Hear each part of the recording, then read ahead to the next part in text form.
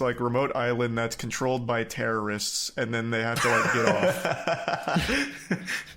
It's so fucking stupid. It'd be really entertaining, like if there was like action and stuff that happens, but there's like not even that. It's not even really a fucking action movie. It's a nothing movie. 76% on Rotten Tomatoes and a 94% audience score with over 1,000 reviews. What the fuck is wrong with you people? That movie's horrendous. That's what I fucking said. Oh my god. It is the most nothing, plain, flat, uninteresting action movie of the last year. Holy shit. It's hardly even a goddamn action movie because they cut away from the action. I know. Even the poster is so tedious. It's all like terrible. drab and brown. Oh green. god, it has really, really stupid plot decisions from top to bottom. The entire first third of the movie is watching Gerard Butler fly a plane in real time. It's oh god, it's so bad. Did you this just come out? Yeah, we watched saw it in together. theaters. Yeah. So why is it called plane if the doesn't even sound like the plane portion is important? It is. So like God, I can't believe I'm gonna fucking explain the plot again. Gerard Butler's a pilot. He used to be like a hotshot pilot who would fly glamorous routes like over Paris, but then a rowdy customer said mean things and he said, "Hey man, what's going on?" The customer pushed him, so Gerard Butler punches him and then fucking chokes him out. So he got in the plane? Yeah, in the plane. And as a pilot? So yeah. Yeah. So as a commercial pilot. Yes. Yeah. I think the air marshal would arrest the pilot. You can't just like punch someone. Well, wait, who's gonna land the plane then? The pilot does a lot of absolute stupid things in this movie, Kaya. Don't you worry. Kaya, I haven't even begun to touch on the shit he does as a fucking pilot. Yeah. But so anyway, after getting like shit canned to do shittier routes, he's now like I think it's Singapore. So now he does like only Singapore routes, which are like not the big routes anymore. But one day he's flying his plane home, and he's like, "Wow, there's a really intense weather storm up ahead. You know, why don't we take this route and go around it?" But then the head honcho corporate suit, he's like, "Nope, you're going right through it." And he's like, "Well, I mean, if you say so." So they go, while they're going right through it, they get hit with a lightning strike, and the plane, they lose all power. It starts to get all cattywampus. And I shit you not, while this is happening and while they're like losing control, Gerard Butler gives it to his co-pilot. He's like, "Here, take the wheel. I'm going to go calm everyone down."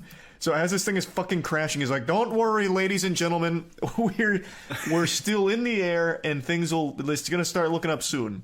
And then it gets worse. Obviously, he hits his head on an overhead compartment, and then there's nothing they can do to stop the plane from crashing. But there's also a criminal on the flight, so the criminal and his handler are getting thrown around. The handler dies because he hits the ceiling. But why does he hit the ceiling, Charlie? Oh, because he was sending a text message to someone he loved, and he dropped his phone while this thing was crashing, so he unbuckles his seatbelt to go chase his phone around the plane. And why does the stewardess get killed, Charlie? Because she unbuckles her seatbelt to try and get the handler back in his seat to put his seatbelt on. While they're mid-crash. And they're crashing. And they both hit the top of the plane, the little roof, and they die instantly. Both snap their necks. Kill you? By the way, I would like to point out that a lightning strike would not take down an airplane. Yeah. They're designed to get struck by lightning. They're designed, yeah. Yep. Oh yeah. There's a lot of stupid shit in this movie. It's so like preposterously dumb.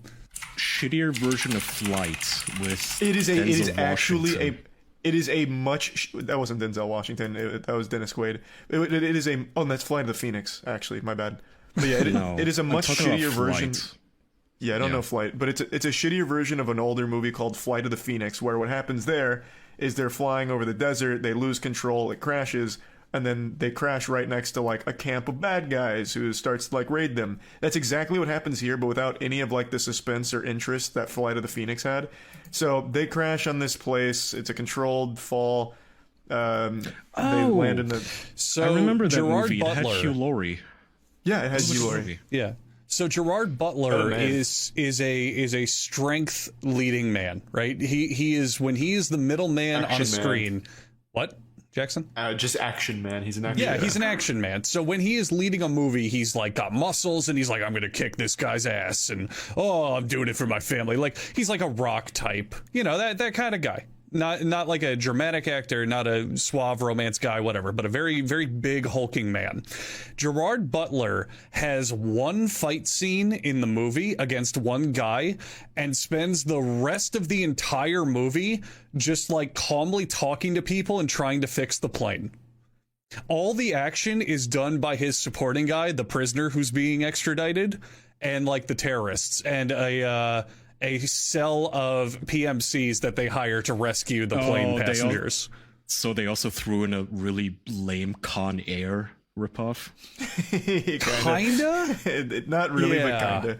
But Gerard Butler spends 90% of the movie just going, all right, everyone, calm down. I'm here to get you out. Don't worry, stick with me. But he does nothing interesting or exciting. It's all the other characters. And speaking of the other characters, the passengers on the plane exist just to be taken hostage. They have no development, no backstory, nothing. They even go through the trouble of giving them all like names and having like little character moments, but all it ends up with is they're just like sheep. They just get herded around the entire movie with no free will or opinions whatsoever. God, Gerard Butler's one fight scene in this movie is so fucking stupid, though. So after they crash, they're like, all right, we gotta find out where we are, because we don't know where we crashed. So I'm gonna go into the forest and look for a telephone. So he's like, and the prisoner's coming with me. He volunteered. So he takes the prisoner to get him away from the rest of the people. Eventually, the two of them split up, and Gerard Butler finds like this old dilapidated building and this fucking phone that I swear to God looks like the first phone ever made. It's covered in like overgrowth, moss, and everything. So he looks to the left of it, and there's these two wires, and he's like, oh, I see. So he takes the two wires and touches them together, and then he gets a dial tone somehow. So he calls the United States Embassy, and he's like, stop prank calling us. We've been getting prank calls about this fucking pilot all day. So they hang up on him. He's like, God, I'm gonna have to do it again. So he takes the wires, he puts the wires together, and he calls his daughter. And while he's on the phone with his daughter, one of the terrorists that own the island come in, starts beating his ass. And in the struggle, Gerard Butler, for some reason, grabs the phone off the wall, rips it down, and throws it on the floor. He doesn't even use it as a weapon. Yep. It's so good. Oh, man. One of my favorite things to show that they had no understanding of character development or audience emotion whatsoever. So there's a handful of passengers, and they all have, like, sort of different personalities. They're really poorly written, but they're kind of there. So there's two specific passengers. One of them is a dick. He's like a germaphobe, and he's like really snarky and rude to people. Like when he's on the flight, he's very obsessively wiping his scene down with a clean wipe. And when the waitress comes over, she goes, can I offer you a drink? And he goes, yes, but I want exactly 3 ice cubes, please. Exactly 3. And she goes, are you sure I can give you more? I can give you like 5. And he goes, no, I want exactly 3. Give me what I want. And he's like very like condescending and rude and just not a nice guy. Meanwhile, there's another passenger on the plane.